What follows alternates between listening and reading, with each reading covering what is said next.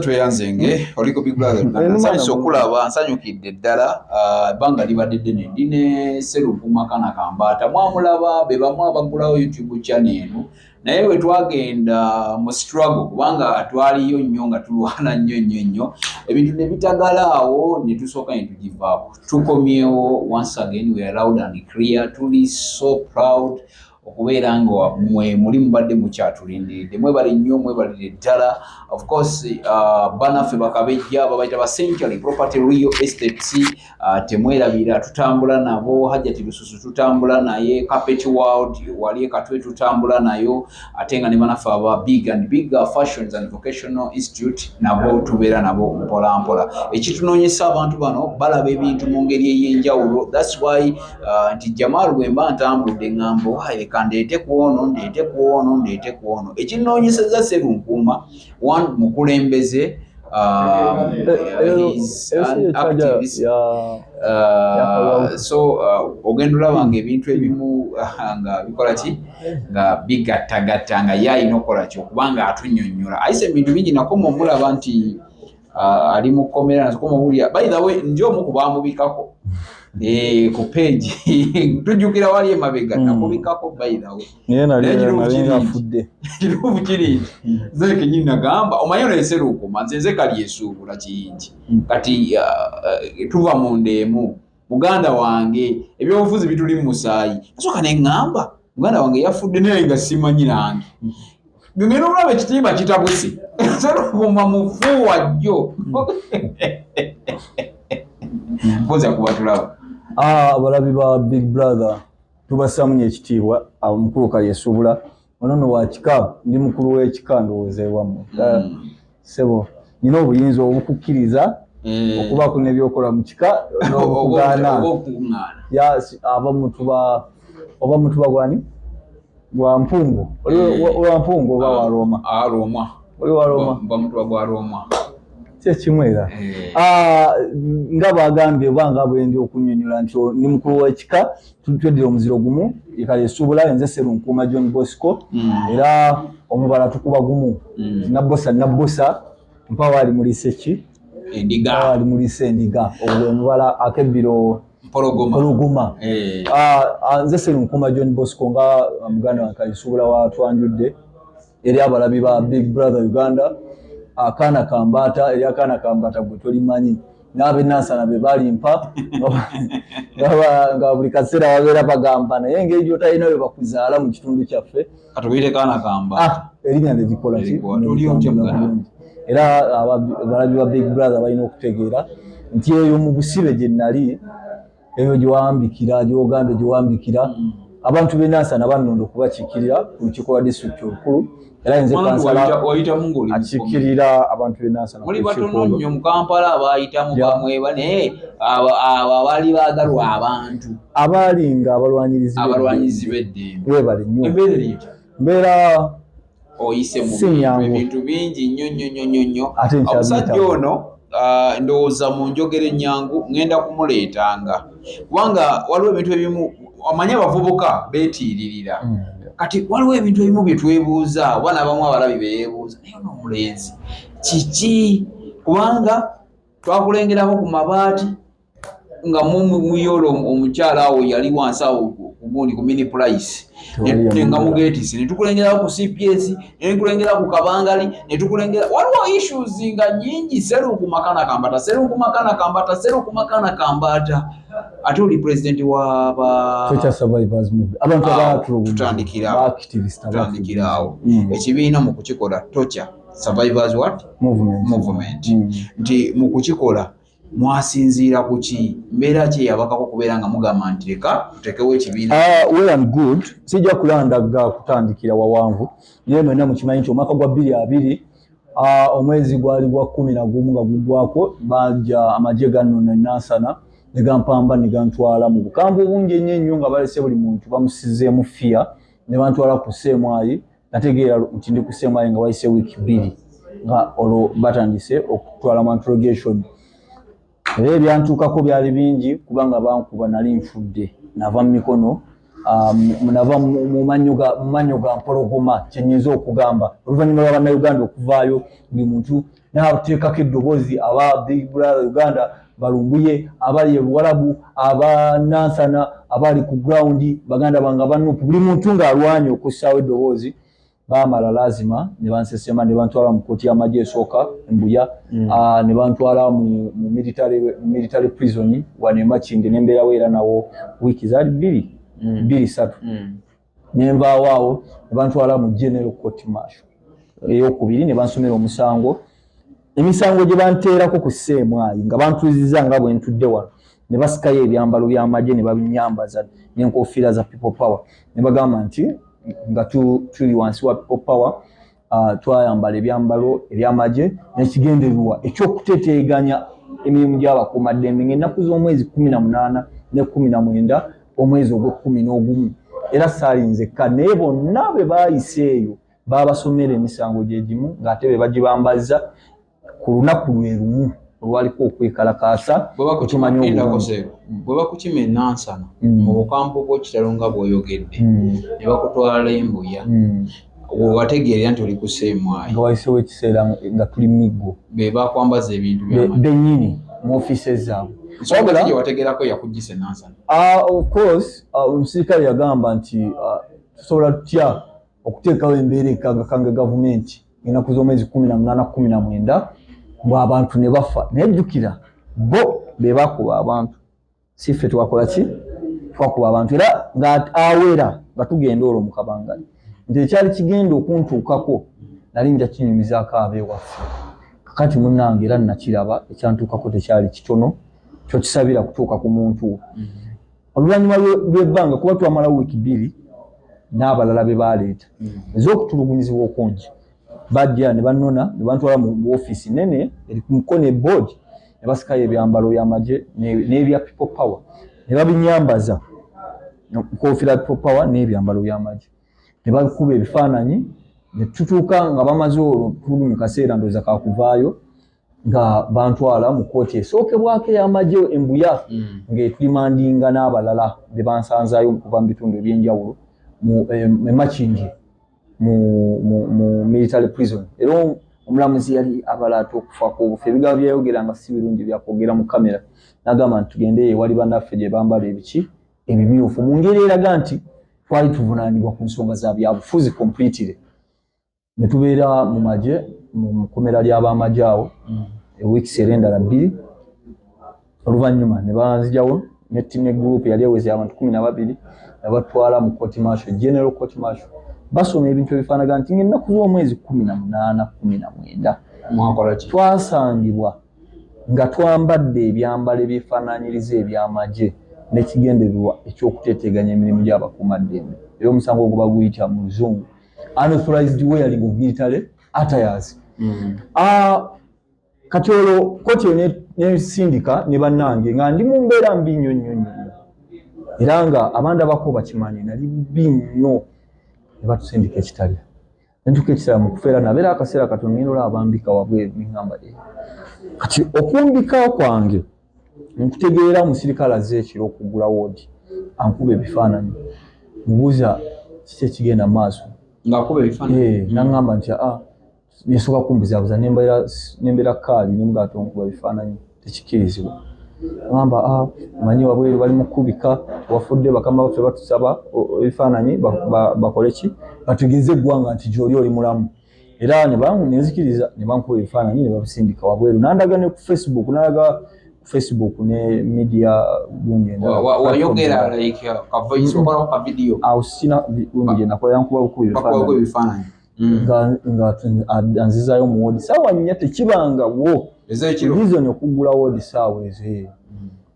naye naali bubi kuba woodi gye nalimu yali y'abalwadde nga bambika nga bandi eyo mu biseera ebyokulonda nga ntandise n'okutereeramu mpulira abantu bakoleze eki bakulonze ng'oli mu kkomera olwo akalulu kaffe ak'obwa pulezidenti ebyaliwo nga wabira ne of course ffe twali basibe n'abalala abandivuddeyo obuusa bannayuganda n'okutandika embeera bonna nga babasanyala nga bali eyo kati ebyange endaba nga bantu b'enansa nabo bagamba tumulonze oba mufu oba gyali oba mulamu oba biki banga bali balabya wale nga bawulidde nti wafa nti nafa naye tebafaayo kati wakati mu kubeera mu kkomera nzija ku ntandikwa Future Survivors Movement Uganda mu kkomera gye twalinga eyo nga tuliyo ne ba-activist bangi abaali bavunaanibwa emisango egy'enjawulo abasinga nga bayita mu magye n'abalala mu makooti aga bulijjo kati nga konsani yange esinga nga mpulira ennaku buli we mpulira omuntu abadde omulwanyizi w'eddembe ng'atandise okubeera neutralized ng'agamba naye bwenzirayo ngenda kudda ku byange bwenzirayo sigenda biddamu that was my main concern kubanga badictator bonna ekigendererwa kyabwe mu persecuting abantu kubeera kakasa nti no one should ever talk about them tewabaawo omuntu yenna aboogerako era bo bawulira omuntu agamba nti mbivuddeko sikyabyagala sikyakola bwe nti eryo libeeranga ssanyu lya dictator kubanga aba akendezeza ku force so twakkaanya n'abamu ku bannange abaali bakyalinamu embavu tewe tunaba tuvudde wano tugenda tutandikawo platform ereeta abalwanyirizi b'eddembe bonna mu kkomera waliwo era muganda wange Brian Semanda ne Kalyango Beeka Brian Semanda mulwaddemu n'ennaku zino era Mukama amuwonye mu bwangu naye bwe twatandika eyo netugamba nti bwe tunaafuluma tugenda kwekolamu omulimu baactivist bonna abanaabo bavuddeyo nga abali willing n'abanaabeera neutralized oba banaaba batidde tujja batuuza nga tubazzeemu amaanyi one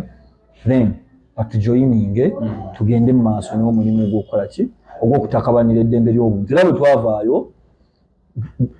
bwe twagira bwe namala ebyolayira biki ebyo ebyobufuzi nga mudde mukomera kuba nalina okulayira ekifo kyaliwo nalina okulayira tandika oweereza abantu era abantu baali basanyufu nnyo nalaba abannayuganda nga bampa essanyu si eryokunnonda just naye essanyu eryokumanya nti Museven tatukwatira misango nti oba tatukwata ng'abazzi ba misango kyanzizamu nyamaanyi wategeera kigendererwa ki ekyali emabega okukubika okumbika nyinza kugamba nti abantu baali basobeddwa wabweru wanu nga tewali akkirizibwa kundaba sekendira abo abatono ennyo abandaba emakindi baali bandaba nga mbeera yakufa kati gyendi tebalabayo kati bakkiriza abantu okukulaba abatono ennyo abaategeera kuba kwali kukusibwa baavaayo ne bategeeza abalala kati ab'eŋŋanda baani abantu bangi media yonna kati lwokuba baali basobeddwa tebandaba ate nalinga active nnyo gwokimanyi tebandaba ne bagamba omusajja abalaka bakoze bamuse ne batandika okukola ki naye era okumbika mwoyo yalinga ayogera nabo kubanga embeera yali mbi nnyo twavaayo nendayira nga bwe nkugambye nti neefuna essanyu nga ndaba bannayuganda buli muntu avaayo bamanyi nti eyo nkola ya Museven eyo teekako abantu emisango gye batakola ki gye batalina era nze essanyu lyange lisinga teryali just kunnonda kuweereza kubanga nze nali muweereza era nali mulwanyirizi wa ddembe lya buntu nalinga sirirwanirira nga kansala nalinga sirirwanirira nga meeya ate era saasirika kuba byenkola tebiri ku mutendera gwa bwa kansala nakati bwoba followinga so bannayuganda bansanyusako ekintu kimu nga bosanga omukazi tabimanyi na nnyo naye n'akaaba amaziga banaye nga mwalaba teri mubbi gwe bayinza saasira bwe batyo teri mutemu gwe bayinza kukwatibwa kisa bwe batyo ako kabonero nyo akalaga nti bannayuganda just tebannafuna mbavu zimala naye tebayina kikolebwa nga kya bufere ekikolebwa gavumenti ya Museven nga tebakimanyi Sserunkuma bw'ova mu kkomera n'okomawo enansana n'olayira bannayuganda ne babeerawo nga bakulaga essanyu kyakulaga ki eri abannansi naddala mu kitundu ky'okiikirira essaawa zino wanu kyandaga nti kyendimu si mistake okukibeeramu era kyenkola nina okuba even more proud nina okubeera proud n'okusinga bwe nalinga before kubanga bw'ovaayo mu busibe bw'ova mu kufa abantu ne bakugamba munnange abatali ba Luganda abatali ki ne bakulagala aveeyo ate nemulaba nga bagiraga n'abantu abalala bonna be mubonaabona nabo mu struggle ekyo kikugumya ne kikuwa mulaalo ekola even more era amaanyi gennyina agasinga nga yina kuwa mutima abannayuganda gwe bandaga before ne gwe bandaga kati era mu kuvaayo ataga amaanyi gannyongera nnyo okuyita bannange okutuukiriza ekirubirwa kyaffe kiri kitwakola kitwayogerangako era twatandika nakakasa kuba ffe twabeereranga mu busibe Human Rights Commission yaffe wano Uganda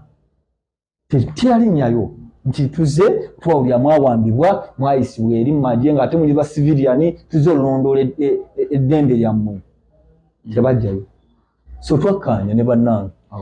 katugende ku UN nga tugenda kuba enduulu ku buli founder oba stakeholder ateekamu akakiiko k'eddembe ly'obuntu aka Uganda sente tukakase nti tewali addamu kafacilitatinga oba kafandinga twasooka na UN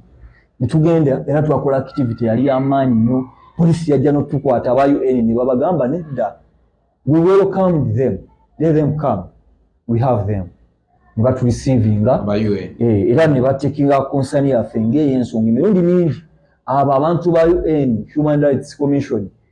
nga tebannabaggalawo babadde nga bampita nga banneebuuzaako ne bannange ku nsonga z'eddembe ly'obuntu wano mu Uganda mu kibiina kyammwe kino kye wakola kyato kya survivors movement wano nga bali interested okumanya twajja tutya okubaawo secondly bali interested okumanya eddembe ly'obuntu ffe nga ba-activist litambula litya era mulina balooya ebintu ng'ebyo Torture Survivors Movement abakulembeze tetujja kutunulira nnyo bakulembeze ba opposition wabula abakulembeze bonna generally bakiwerukaminga nyinza okugamba nti yes kubanga bwe tuba tugenda okukola wesanga nga tukola n'abantu abakkiririza mu nzikiriza z'ebyobufuzi endala ng'aba-FDC okukiwerukaminga simanyi okyogeredde mu perspective kikubanga ne balooya abasinga abasooka okujja okutuyamba era be bamu be balooya abalabibwako nga bayamba abasibe abavunaanibwa emisango gy'abannabyabufuzi gy'ebyobufuzi be bamu balooya boolaba bakatana boolaba katana nga azze mu kooti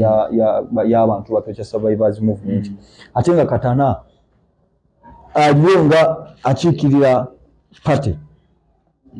kikyobera olowooza okubira batu embraced kitegeeza bye tukola babikkiririzaamu kubanga ebintu bingi bye tuze tukola nga benyini barespondinga parties ez'enjawulo. Big Brother Uganda webale nnyo webalire ddala ngenda kukuyisa mu bufunze mu katono nnyo njagala Sserunkuuma ngenda kumuddira waliwo ensonga gye njagala annyonnyole bannayuganda naddala ey'amabaati era ngenda muddira enkeera olunaku lugenda kubeera lulala nnyo olwakadde tugenda kukoma wano njagala obasiibula batuwulira abatulaba n'abatuwuliriza abalabi ba Big Brother Uganda banga libadde ddene naye kyano yiyo njikuleetedde kubadde twatandikira gaba bategeeza nti tugenda kubeerangako ku Big Brother Uganda amawulire no bajja gafunanga agafa mu entertainment ati kati omuziki nagwo gwayingira gwayingira mu making era babalabye twabalengedde sayidi eyo nga bali mu kukuta obufuufu so amawulire tuli betefutefu nga batusaako subscribing Big Brother Uganda viewing sharing kakasa nti obubaka bwe tupasinga on Big Brother Uganda butuuka ku bantu bangi nnyo nga bagamba information is power nga bwe bulina okutuuka ku bannayuganda ng'olowooza nti busobola okukyusa obulamu bwabwe so share all the information on Big Brother Uganda butuuke ku bantu bangi information is power manya buli sharinga waliwo omuntu gwokwatako waliwo omuntu gwoyamba Sserunkuuma John Bosco Kanda Kambata LC5 Kansala wenansana ate ni mukulembeze ayuno bampitawo naleba abantu benansana president wa Torture Survivors Movement Uganda tombuza maaso bera kati ntikirira abantu kutendera kwa parliament ninganga member wa parliament newankubadde siri ate saagala munkwate bubi naye nga byebyo tubagala nnyo baganda baffe mwebale nnyo akume atakumira mpeera nze Big Bro Jamal subscribing agenda mu comment section kitusinga okwetaaga lekawo obubaka mu Sserunkuuma byayogedde oba oli awo olina kyo supplementinga olina kyotuwabulamu olina kyogattako zimba ensi yo akuma atakumira mpeera Ssaabasajja Kabaka wa Uganda kuwangaala